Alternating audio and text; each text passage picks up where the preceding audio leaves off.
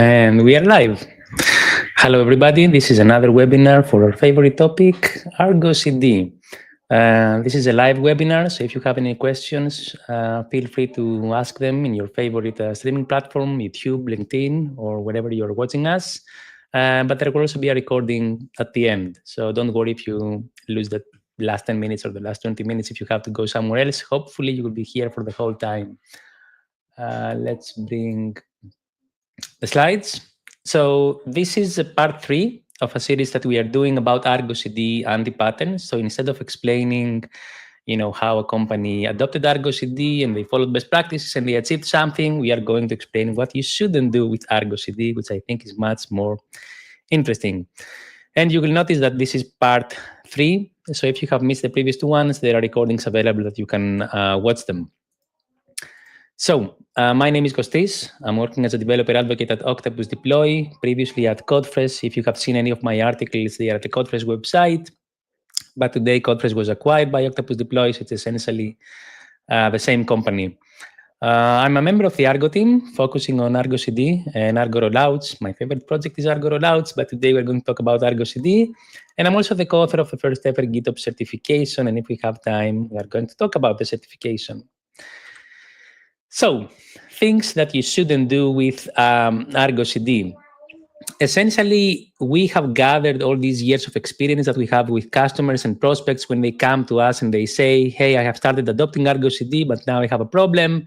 And we catalog them in this nice blog post. You can see it's 40 minutes, so it's essentially a guide, not a blog post, but it has 30 cases or 30 points of anti-patterns. When we say anti-patterns, we mean ideas that seem good in the beginning, but after you adopt them at a certain scale, maybe you have too many users, too many customers, too many clusters, they are not good ideas anymore. So I think you should read this blog post. Essentially, the webinars are the contents of this blog post split into 3. And I have to remind everybody that this is like real cases, or 30 of them are real cases with real people. It's not like I sat down and I thought, let's write a blog post and think about anti-patterns. No, each one of those 30 points was an actual person that came to us and they said, look, I'm going to do this with Argo CD, and we said it's not a good idea. So if you read this blog post or watch this webinar and you think, okay, this is good advice, but I don't think that somebody has done any of these. Yes, somebody has done these things in real life. So this was part 1. That was the first episode where we covered points 1 until 10. And this is mostly the basics, like how you adopt Argo CD, where you should store your applications, what you should do with Helm and Customize, how developers should look at Argo CD. Go watch the recording if you haven't seen this. Then the previous episode, we went deeper. So we talked about application sets, which is a very popular subject for Argo CD. We talked about how to not hard code Helm and customize data in your applications, how you should version your applications, also about the target revision field. So if you haven't seen this, also watch it. I'm not going to spend too much time on application sets today. I will assume you know how applications work, or at least the basics. Maybe I will repeat some of them. And today we will cover the last 30 points from 21 until 30, which is a bit more, let's say, advanced. So here are some more advanced topics. For example, we'll cover finalizers. And not many people know about finalizers or pre-seq hooks for DB migrations. So that's enough for the intro. Let's get started with 21. You should not create Snowflake clusters. And this is not just advice for Argo CD. This is advice for the cloud in general. Remember the saying, we want cattle and not pets. So we have seen how applications work with Argo CD, where you can take an application set and split many applications into different clusters. That's great. But the most, let's say, realistic scenario is where your clusters are not exactly the same. So maybe there are some applications that are not one clusters, or you have the same application but with different configuration. Okay, so it's not like just a simple matrix. It's a bit different. You can see, for example, that on cluster C, I don't want sealed secrets, and on cluster A, I don't want cert manager for a reason. Okay, this is just example applications. So how do you do this? The answer is you can do it with application sets. But unfortunately, I see lots of people where they try to describe exactly what is contained in each cluster. Like they use application sets, which is a good practice on its own. We love application sets, but they are trying to create a smart solution where they say, for this cluster, I want to enable this, this, and this. And for that cluster, I want to enable this, this, and that. And this looks good, and maybe it will work, I don't know, for 2 clusters. But as you have many numbers of clusters and many applications, this becomes very difficult to manage, because essentially you're treating your clusters as pet. You need to know exactly what goes into this cluster. And if a new application, let's say, appears, you need to go in all your clusters and add it. If you remove a cluster, you need to understand what applications are there, and it's super difficult. And I'm saying it's super difficult because there is a better way to do it. So if you have created application sets and they look like this, where you say, I want this thing to this specific cluster, please don't do it. You're making your life difficult, and it will become even more difficult in the long run. Instead, what you should do is work with cluster labels. So instead of talking about individual clusters, we manage everything with cluster labels. And the first thing you do is you tag your clusters with labels. And these labels can be anything that you want. Maybe it can be a specific team, a specific department, a specific type of environment, a specific cloud provider. It can be anything that you want. And each cluster can have many tags. So here I have a very simple example where my production clusters have the production tag. And I'm using different cloud providers. So I have tagged which clusters are AWS and which clusters are on Google, and so on, and so with the regions. So after I do this, I no longer care about individual clusters. I only care about cluster labels or cluster groups, which is how you should do things with Argo CD. So here is an example of a cluster, and you can see this is the secret that defines the cluster. And for this particular cluster, I have labels, and I'm saying this cluster belongs to the billing team. It's on Google Cloud. It's of QA environment. It's in Europe, and it's of type workload. So every new cluster that you add to Argo CD has its own set of labels. That's the only thing you do to a cluster. You do labels. And if you look at how most requests come to you, like several times you have a requirement and it's on a set of clusters. It's not like on all your clusters or a specific cluster. So somebody comes to you and says, look, in all our production clusters, I want to do this. You shouldn't really care about how many production clusters you have. Maybe it's 1, maybe it's 10, maybe it's 3, it doesn't really matter. Or somebody says, hey, I want on QA to do this, or I want on AWS to do this if you use many different clouds. So spend some time to understand like the use cases that you have seen so far, and then put the tags accordingly to the clusters. And once you do that, things become very simple, because essentially Argo CD just monitors cluster labels. It doesn't monitor individual clusters. And the best example to showcase this is the usual scenario where you want to add a brand new cluster. So if you follow my advice and use labels, once you add a brand new cluster, you don't need to go over all the difficult process where you need to understand which applications you need to copy or clone from another cluster, or which settings you need to bring from another cluster. No, the only thing that you do is you just put the new labels on the cluster, and then Argo CD does whatever needs to happen. So if this cluster is marked with QA, then Argo CD will do whatever needs to happen for QA clusters. Maybe it's 1 application, maybe it's 10 applications, maybe 30 applications, you don't really care. So the process of creating a cluster becomes super, super simple. You just create the cluster with Terraform or whatever tool you use it. You put some tags, and that's it. You finish. There is nothing to set up, nothing to enable, nothing to disable. And you know that this cluster is exactly the same as all the other clusters with the same labels. This is also a great way to talk with developers. One of the running themes on the webinars is how developer experience changes when you adopt Argo CD. So if you look at how developers interact with you, usually they come to you and they say, hey, I need a brand new application or a brand new cluster. And usually you start a discussion with them on what you need, like which applications you want me to pre-install, which settings, and so on and so on. And this can become like very lengthy. Maybe it's even tickets, like a developer opens a ticket for you and you need to answer to the ticket. This is the old way, okay? If you follow my advice, essentially you just ask the developer what type is the cluster or what labels they have. And I can bet that 99% of the times a developer doesn't really want a brand new cluster. They want a cluster that is similar to another cluster. So that similar cluster has some labels, and you just copy the same labels. So here the developer comes to you and says, look, I want a brand new is not really a brand new. I want a staging cluster, which is running on AWS Central in Europe. And you can see how you can map these to labels. So you map these to labels, and then Argo CD does whatever needs to happen.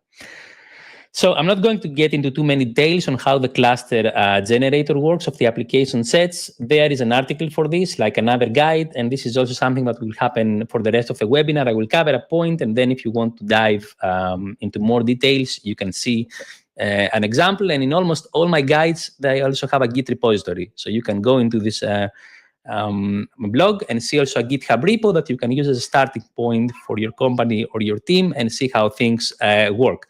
So this example covers cluster generators, cluster labels, application sets, and essentially teaches you how to handle your clusters with labels instead of working with individual clusters.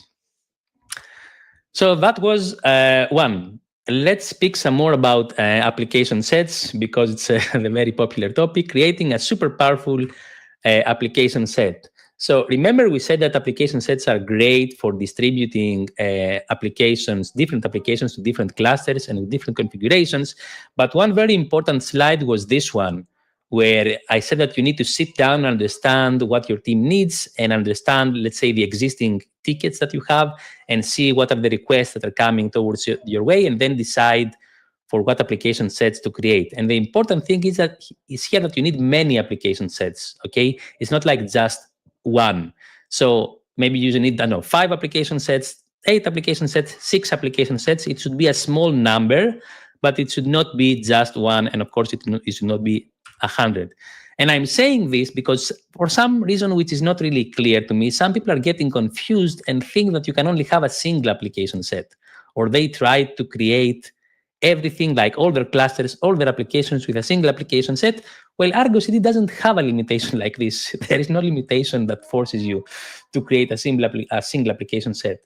So when this happens, almost always that single super duper magic application set is a monstrosity, like a file that is very difficult to understand, very difficult to change, very difficult to reason, very difficult to deploy. Here I have actually a real example, and sorry in advance if you know this example is from you, but this is a live example I took from the CNCF Slack instance for Argo CD. So somebody had created this application set, and they were asking questions about how to maintain it. And of course, as soon as I saw this, I said, look, why are you not using more application sets? Like, why do you feel that you need to use one?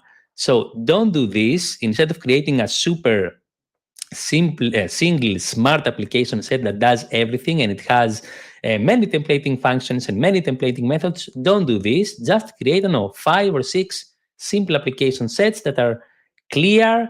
They can be understood by everybody, and they rarely change. Okay, you shouldn't really change application sets once you create them. So I have seen this in several companies where it's even a problem between the teams within the same company. So let's say here you have a new employee, and they come into your company and they think they know Argo CD, or at least they are experts on Argo CD. And once you show them this magic, super duper extra application set, they start to rethink their lives and say, okay, I joined the wrong company. So when I see this, usually ask, okay, but why did you select just one application set? What was the reason? And I haven't got like a really good answer on why people think that Argo CD has this limitation. It doesn't. Don't try to use a single application set. Similarly, for application sets, there is a specific guide that is explaining everything about application sets and also how to split your Git repositories and how to work with them. That is the link. And like the previous link, there is also a GitHub repo that you can use as a starting point. It has a set of application sets, not just one, that you can start and look at it. Yeah, we are talking too much about application set, but I think it's important. Okay, so next anti-pattern, DB migrations in pre-sync hooks. So you might have seen this already. Again, I have said many times that I'm following the Slack channel of Argo CD in the CNCF, and there I see all the questions that people are asking and what they need to do. And of course, if I see several people asking the same question, I understand that this is something that either is confusing, or maybe we need to improve the Argo CD documentation, or maybe this topic is not covered enough. So one of those topics is where people want to deploy an application and they want to run a DB migration just before the deployment. And the most, let's say, usual approach there is that they discover that Argo CD has pre-sync hooks, which is a way where you run something before a deployment takes place, and there they put a script or a tool or a CLI or something custom that does the database migration. And this works in the beginning, like it seems to work, but then people have problems and they start asking in the Slack channel, what are they doing wrong and why this doesn't work. So this doesn't work because essentially it's a hack, okay? That's the clear word here. It's a hack. You just take a CLI tool. Some people take Liquidbase or Flyway or another tool. They put it in a container, and then they put it inside a pre-sync job. And first of all, this gets coupled to deployments. Like there is a question, what happens if your DB migration fails? What will Argo CD do? Argo CD doesn't know what this tool is doing. It's a black box, like Liquidbase runs, and it never actually reports to Argo CD what happened in the database. And a lot of people have problems with resyncs. Like this works the first time that you deploy the application, but as you know, if you're familiar with Argo CD, there are many other reasons where an application must sync again, and it might not be the initial deployment where you expect the database migration to run. It's for another reason, and then you don't want the database migration to run. So this looks like a good idea, but soon it's a big problem. And I'm actually, one of the nice people where I try to be polite and I say this is a hack, but I couldn't resist putting this quote by Victor, who is a big celebrity in the cloud ecosystem, and he has a very nice YouTube channel, and he's a bit more direct than me. He says that this is silly, like taking a CLI tool and just packaging into a GitOps container, running it in a job is silly because it's not the Kubernetes native way. It's not how you do things with Kubernetes. You know that you have fallen into this trap if you thought that, this is a good pattern that worked the first time, but then you have many other cases, which is not like the happy path scenario where you do the deployment, you do migration. Maybe it's a day to operation on the second day, or you have developers clicking on sync buttons in Argo CD, or you have migrations that fail and Argo CD doesn't understand what is happening. So these are some of the questions that people have in the Slack channel, where they come to us and they say, hey, I'm doing this pattern and it doesn't work. What should I do? And the answer there is that you should use an operator or a controller or whatever you want to call it. That's the way we do things with Kubernetes. And Atlas DB is just an example. I'm not affiliated with the company. There are many other examples, but I think it's a good idea to understand what is out there and see that there are operators for database migrations, okay? Forget about operators for running databases. That's one thing. This is not Atlas by Mongo. Do not get confused by this. It's not an operator for running a database. It's a Kubernetes controller for running migrations. Okay, so this is Atlas operator. And as a reminder, it's not MongoDB, it's Atlas Go.io. And this is a native Kubernetes operator that understands how to fetch files from Git that define your migrations and apply them to the database.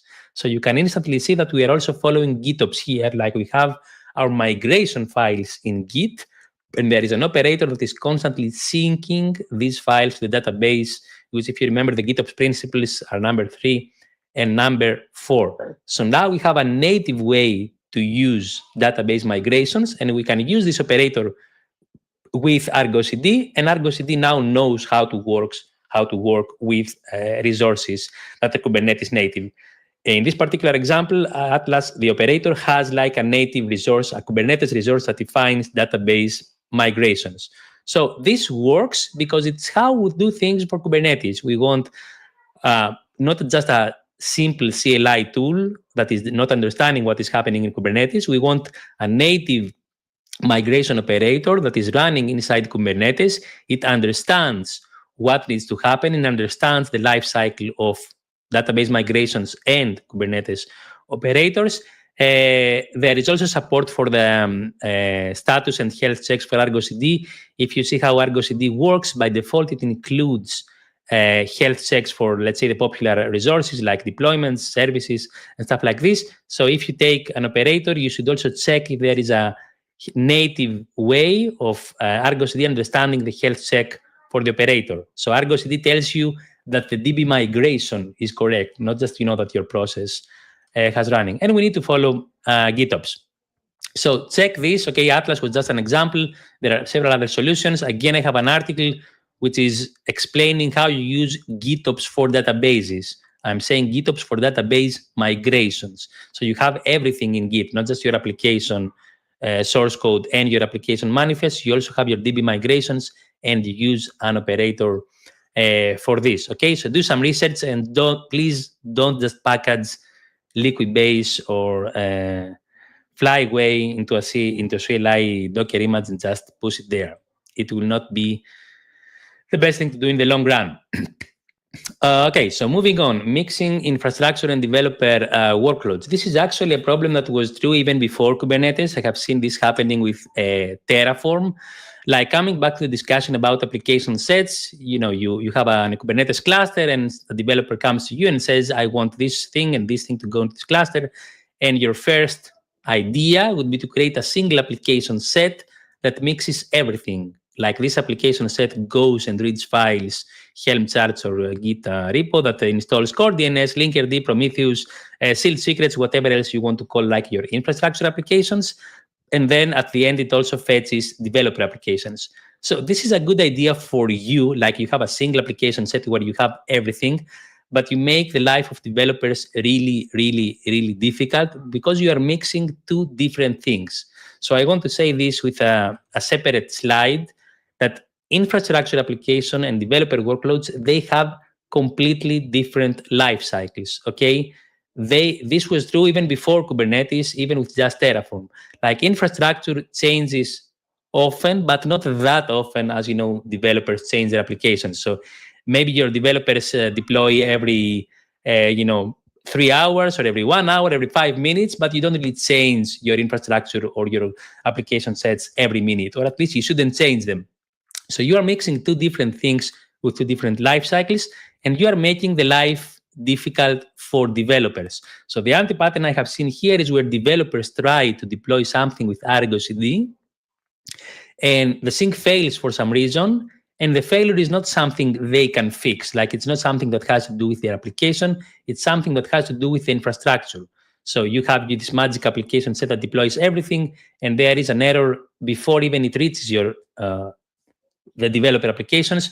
It has a problem with the infrastructure, and developers don't know what to do, and they open a ticket, and then you have several problems with wrong velocity, and people are complaining why it takes too much time to deploy. So this is an anti-pattern where maybe for you it's not easy to detect, but you need to ask your developers, after you adopt Argo CD, what do you think about our adoption? Like, are you happier?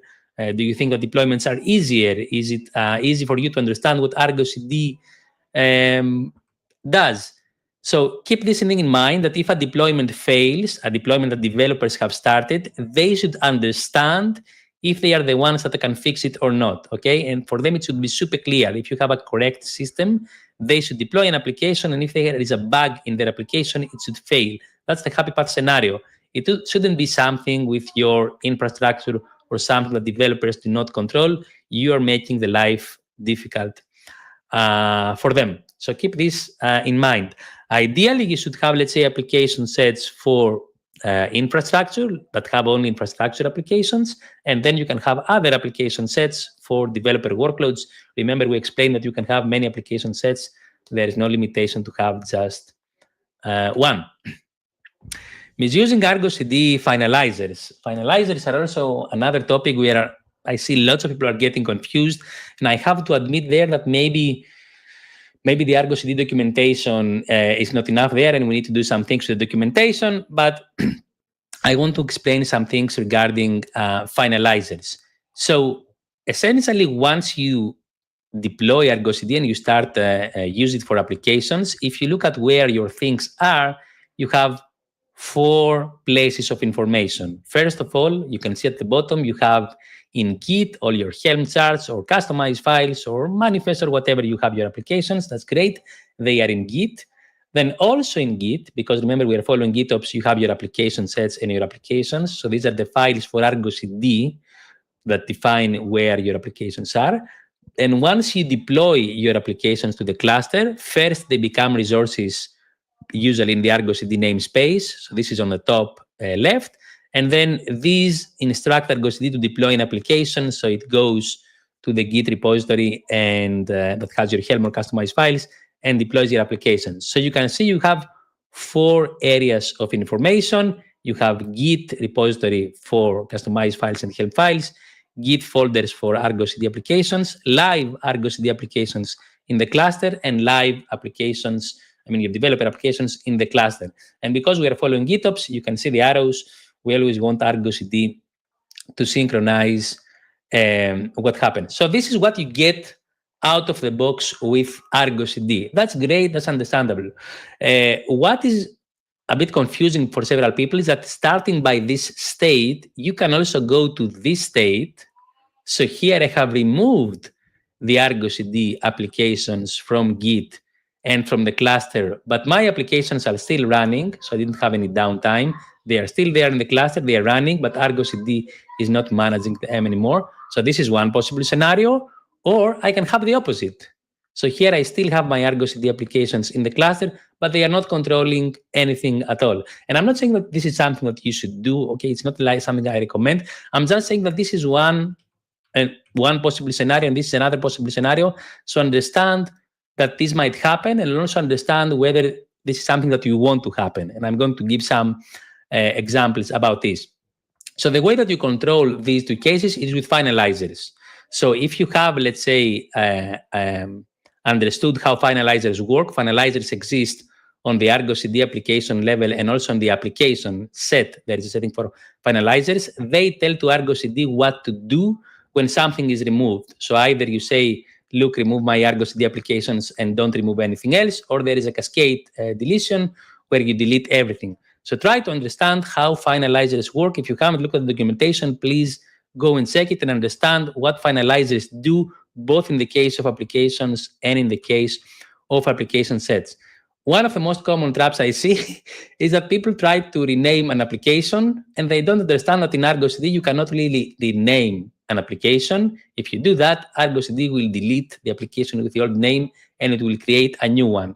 And unless you do something smart, this will result in downtime. Okay, so don't have any fancy ideas. I have 3 applications. I will just rename them because I don't like the name, and then I will have no downtime. You can avoid the downtime, and we'll see an example if you understand how finalizers work. Okay, this is why I'm saying that finalizers are important.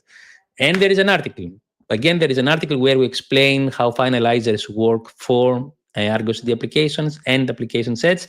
And also, we have several use cases on how you can enable and disable finalizers according to what you want to do that specific point in time. So go and read this, including also the Argo CD documentation.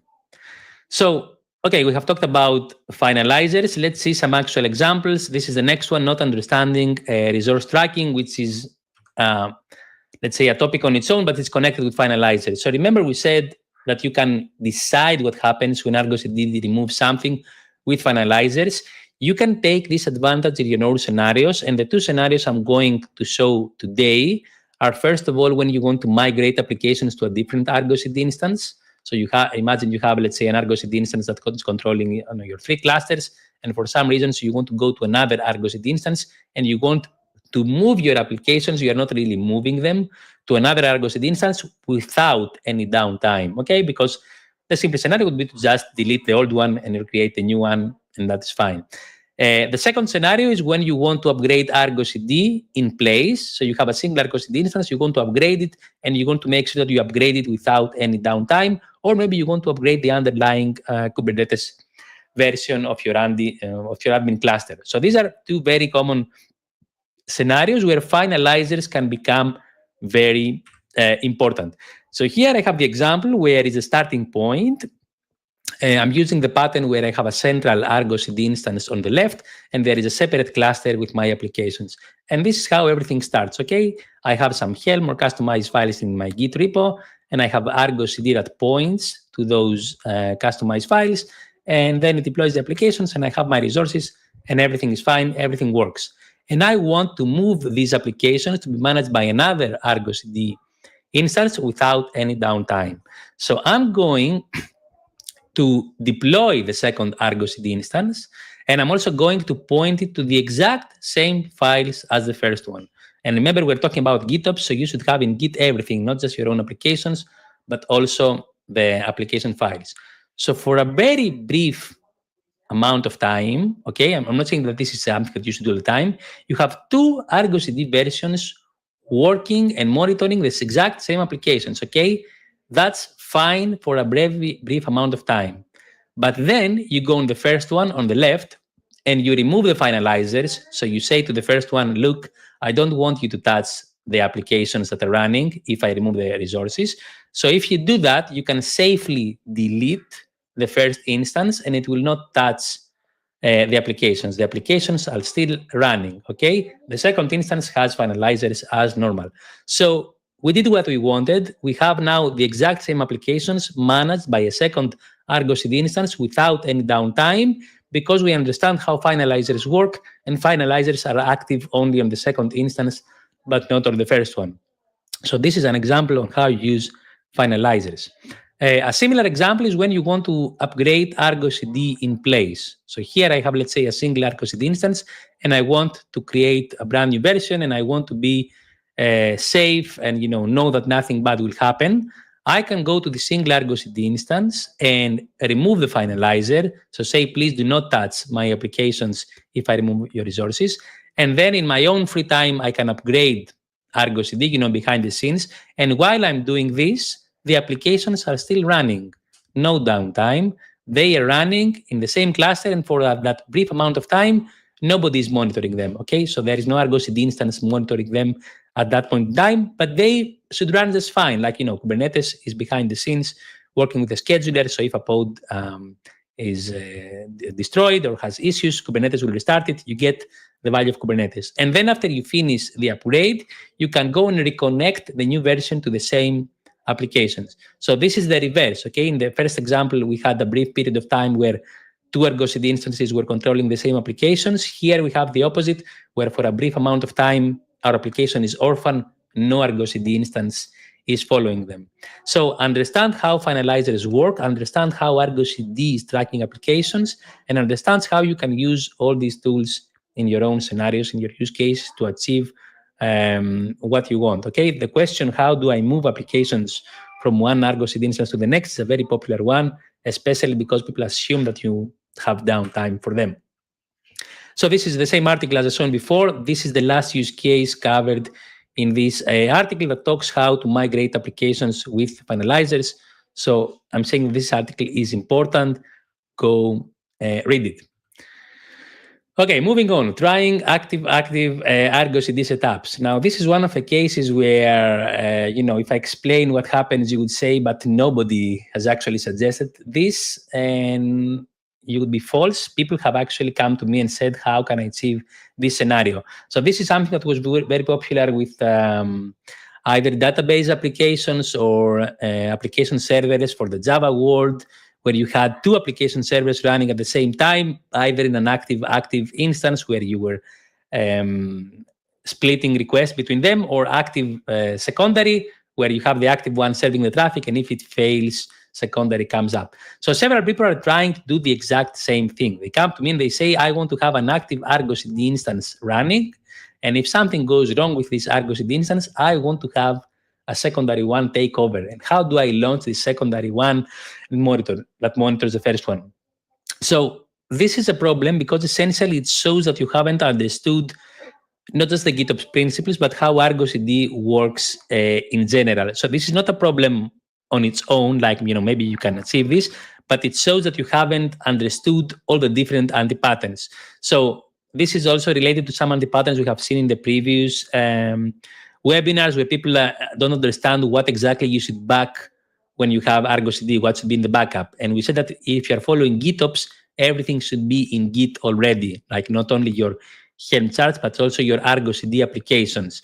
One of the first anti-patterns we explained where people are creating applications either with the Argo CD UI or the Argo CD CLI or the API, and they create an application which is not saved anywhere. So if they create an application which is not saved anywhere, then they are afraid about this Argo CD instance and what will happen if it goes down. Same discussion, like how do you upgrade the Argo CD instance that we talked about before with finalizers. So in general, if you are following GitOps, you shouldn't really be afraid if an Argo CD instance goes down, because remember, Argo CD controls only deployments. Kubernetes is controlling your applications. So if Argo CD goes down for some reason, yes, maybe you're blocked for deploying, but your application should still run. So if you're trying to do this setup and you think that if Argo CD goes down, your applications will stop running, this will not happen. So understand that you don't really need the setup, but make sure that everything is in Git. And if there is like the worst possible scenario, something happens, I have already shown you in the previous anti-pattern that you can very easily launch a second Argo CD instance, brand new. Maybe it's in a different cluster. You launch it with your favorite tool, Terraform, Pulumi, or whatever you use, and you just point it to the exact same Git repos as before, the exact same. And after 2 minutes, 5 minutes, 30 minutes, Argo CD should just take over the existing applications. Remember the scenario where we talked about migration. So if your Argo CD instance goes down for a brief period of time, you don't have anybody controlling these applications, it's only Kubernetes, but then you launch the second one and you adopt these applications. So this is how you do disaster recovery. Essentially, if you are following GitOps, you are getting disaster recovery for free, okay, for free. Like, it's super easy to do it, and I think this is also one of the advantages of GitOps, that you get this for free. So that was regarding active-active. Then these and the next one have to do with the other Argo projects. You should understand that Argo CD is just a member of the Argo family of projects, and it's 4 Argo projects. Actually, it's Argo CD, Argo Workflows, Argo Events, and Argo Rollouts. So go and check the other projects at the very least to understand what they're doing, what is the use case that they're covering. So here I'm talking specifically about a rollback. Once you get Argo CD, the CLI has a rollback command, which, the name sounds great. Oh, I can roll back my application quickly, but the way this application works is not perfect, and it's actually against GitOps. So first of all, in order to use this CLI command, you need to disable autosync, okay? Otherwise, it doesn't work. And disabling autosync in applications and self-heal was actually an anti-pattern we covered in a previous webinar. If you follow the GitOps principles, you should always have autosync enabled and self-heal enabled. This is true even for production systems. This is how you do GitOps. So if you want to use this command, the first thing you need to do is essentially to go against GitOps and disable autosync. So after you do that, this command just points the cluster to a different Git hash, okay? So it's not the latest hash anymore, it's an older hash, and this might be confusing for developers or for you that you are making a mistake. It's also manual, okay, like somebody has to do it in place.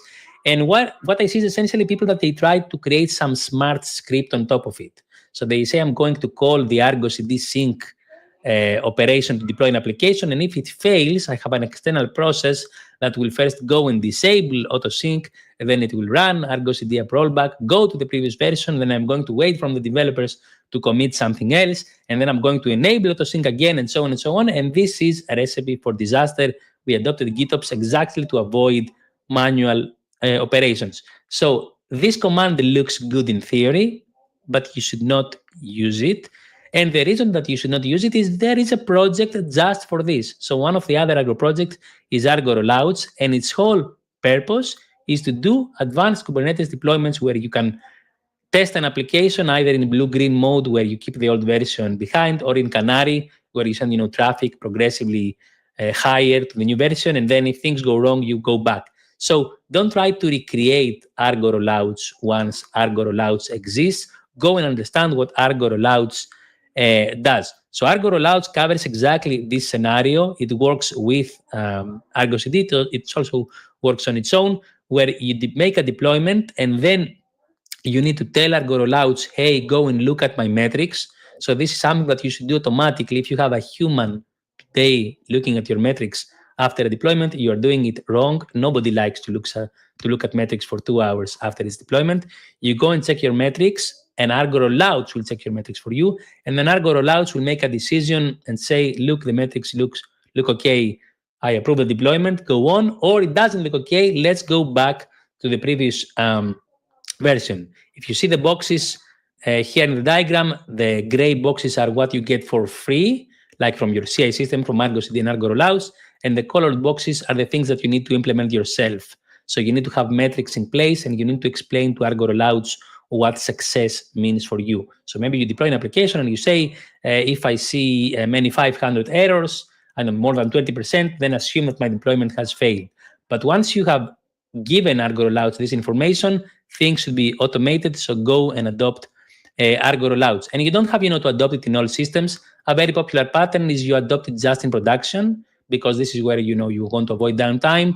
But for non-production environments, you are still using Argo CD, and this is just fine. So don't think it's one or the other. You can mix stuff.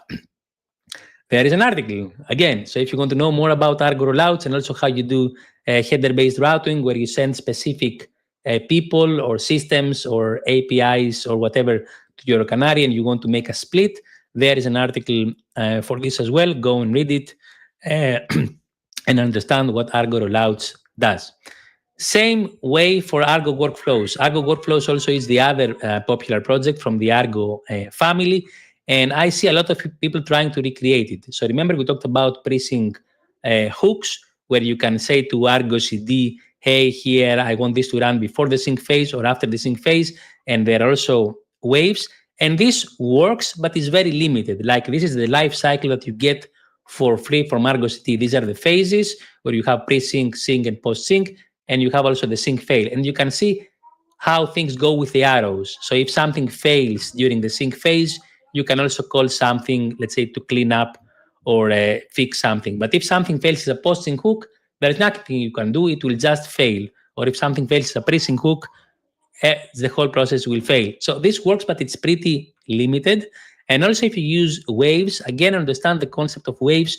Waves are scoped per phase. This is a very popular question people have. They don't understand the scoping of waves. So if you use both of them together, you can see this wave -2 is actually scoped in the pre-sync phase, and it's different than this wave -2 and different. So read the documentation and understand what you get out of the box with Argo CD, and understand if it's enough for your case. So for simple scenarios, you can just use sync waves. That's great.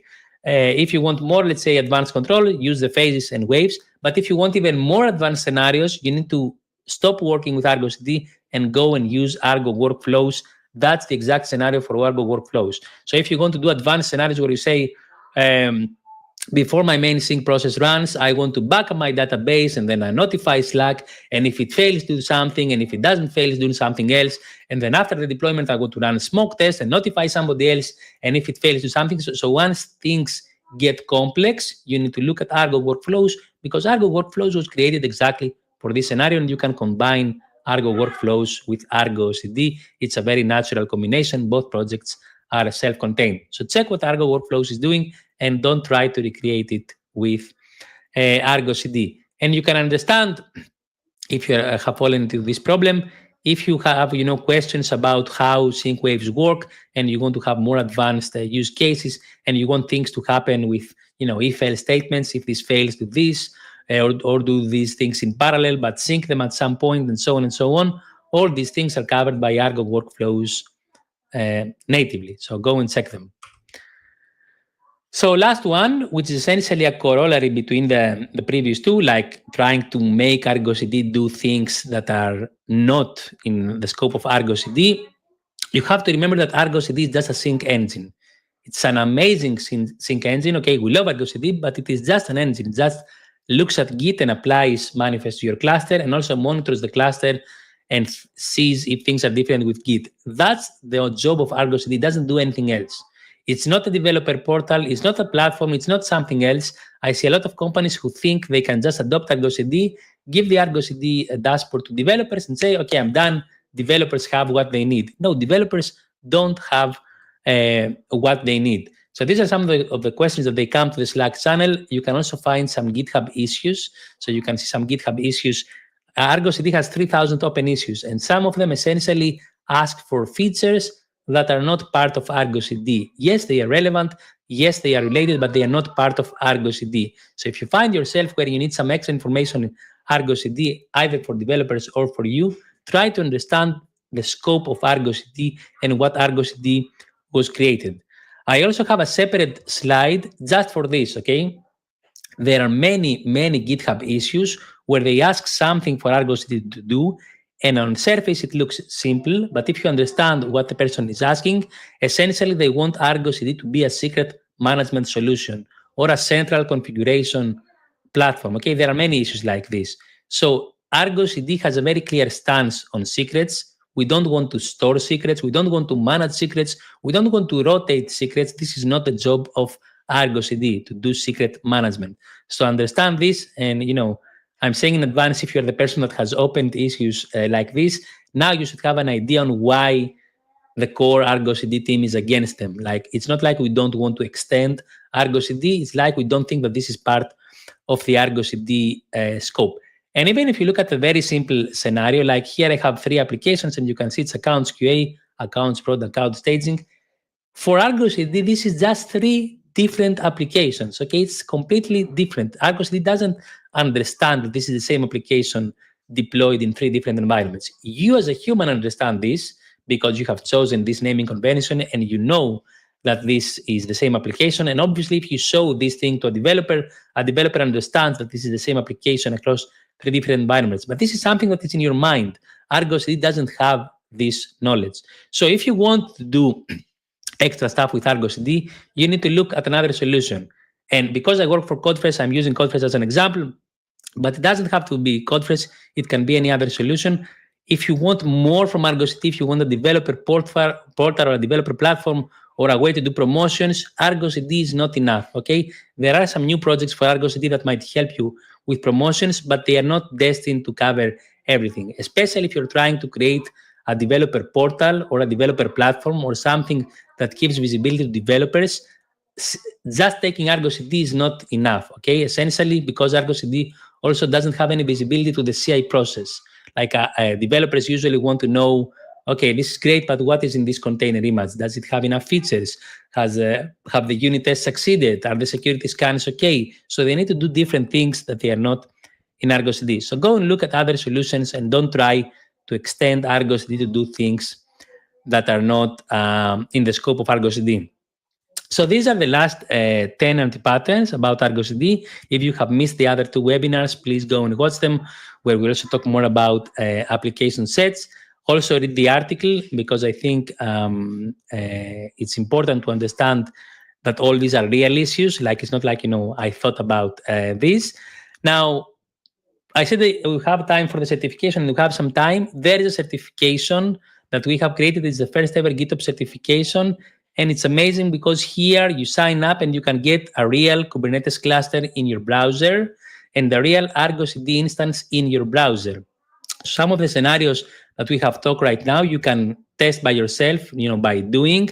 For example, the scenario with migrating applications to different Argo CD instances or using application sets, they are there. You can sign up and use a very old laptop. There is nothing to install.